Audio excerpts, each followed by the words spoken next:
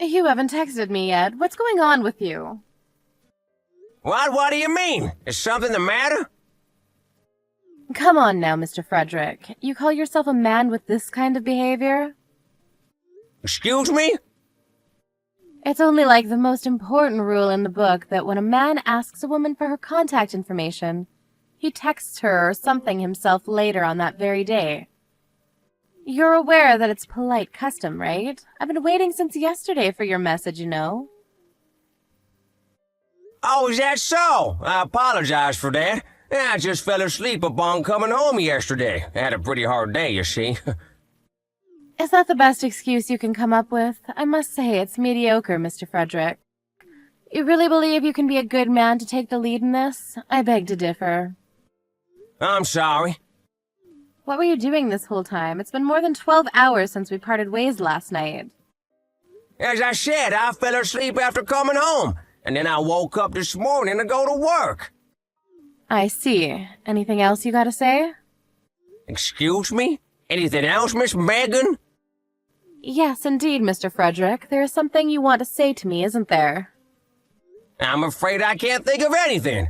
Forgive me for messaging you so late. That's not what I mean. Honestly, how can you call yourself a member of society with this much of a lack of common sense? I suppose you're only an ordinary officeman working for some subcontractor company. It's the only explanation. After things go well at a group date, we usually say thank you for a great time today, or how about a cup of coffee on Saturday?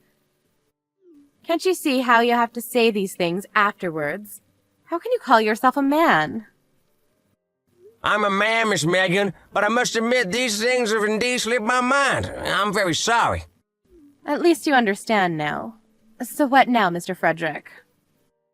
Excuse me? What do you expect, Miss Megan? Oh my gosh, you don't understand a thing. How do you want to proceed with what we have? What do you hope to achieve with me? I'm afraid I don't understand. Just hurry up and invite me to dinner already. Ask me something smart like, when would be a good idea for you? Dinner, you say?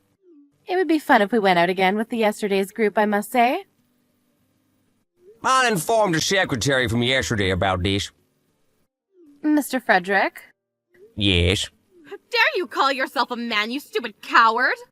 I don't understand what you mean. With this kind of atmosphere, it's more than obvious that it should result in the two of us going out together. Making me explain every single step of how this should go, you're not a gentleman, not in the slightest. At this rate, I don't believe we have anything to show for it. But it's also fun for all of us if we all went out again. I'm sure the people from last night will want to go out again sometime soon. I think that's a nice idea. Wouldn't you agree? Have you even been listening to what I was just saying? Don't tell me you've gone off your rocker or something. I'm sorry, I'm not exactly sure about this, but do you mean to tell me you want to go out to dinner with me? Just the two of us? Unbelievable! Who just asked something so forthright like that to a woman? You really can't be called a man, Mr. Frederick. I'm now sure that someone like you has a pretty small salary, and isn't even on a path towards promotions and stuff. A perpetually ordinary, unimpressive officeman. And that's why you won't ever get married, live through life in a daze, and die alone and unloved. Please don't envision my future like that. You make it sound like something straight out of a suicide survivor's life. And yet it's true in real life, isn't it? If you don't want that to happen to you, may I suggest that you learn a bit about how to take the lead in establishing a relationship with a woman? At this point, I can still listen anyway. Listen, by what you mean what exactly? Clueless can you get, damn it? I mean, you can still try to ask me out. Sounding smart, mind. If you can't do that, I'm just gonna block you, all right? Block? Yes, block. I'm not gonna talk with you anymore. You're okay with that? That means you're gonna miss your chance with a beautiful older woman that'll take good care of you. Are you seriously okay with that? And who is this woman? Me, damn it! Who else would it be? I may not look it, but I'm actually a little older than you, Mr. Frederick. That's why I'm telling you all of these things, out of a sisterly sense of pity. I suppose. I hope you appreciate that. Not everyone wants to show the way of courting someone like you, a mere low-salary officeman. No, thank you. Uh-huh? What do you mean? You don't have to show me the ways of courting, I assure you. The hell are you saying? If you mean to tell me that you can't even realize how pathetic you are in this, I give up, and I'm blocking you. Please, by all means. The heck? What the hell do you mean? You're okay with me blocking you?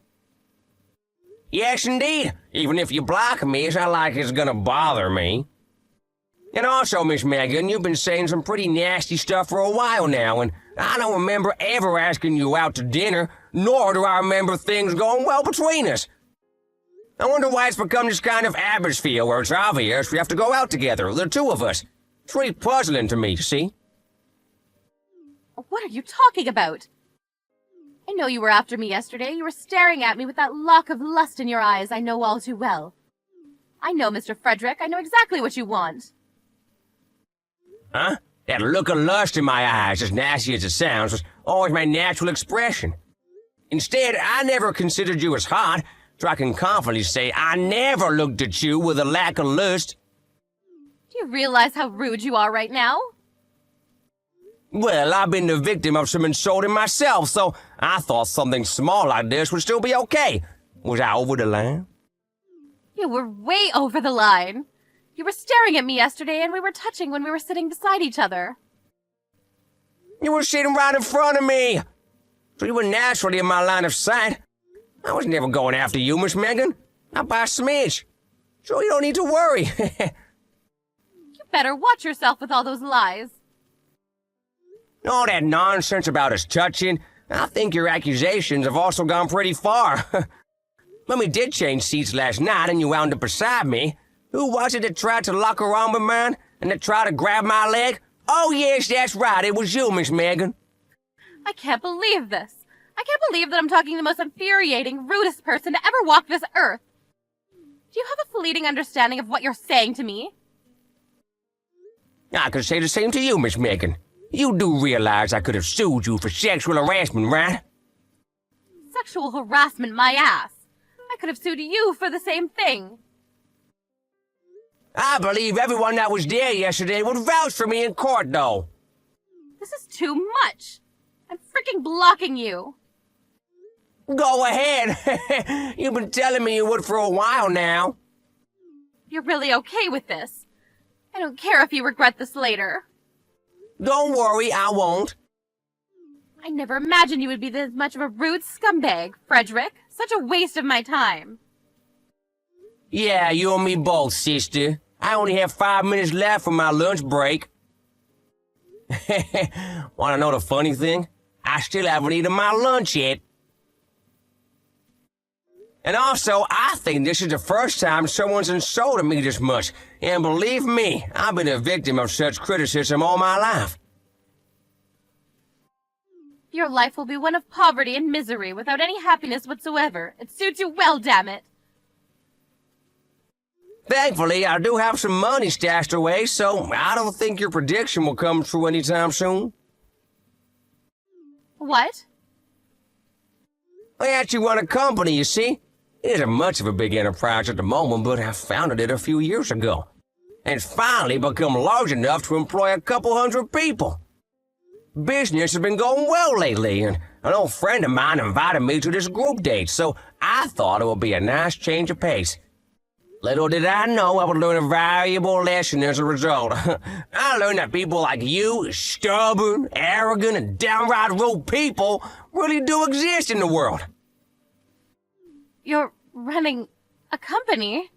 You mean to tell me that you're a director? Yes, I am. More specifically, I'm the CEO. Why in the world would you leave such important detail out until later on, sir? You were completely convinced that I was a poor office man. But your outfit from yesterday. Being a CEO demands so much from me, Miss Megan. And I simply don't have the time to be concerned about fashion. A simple jacket and jeans can't do you any wrong, can they? For work, I wear ready-made suits that my secretary arranges for me. so I really don't have to worry about nice clothes anyway. Well then, you can block me now. And why would I do that, Mr. Frederick? I was actually interested in you since the beginning. That's why I mustered up the courage to contact you myself, you see, and I do believe you hold me in high regard, too. Let's start this slowly with a nice dinner, the two of us. Huh? No way, that's not gonna happen. It was never gonna happen, Megan. But why? I've taken the submissive route now, you see.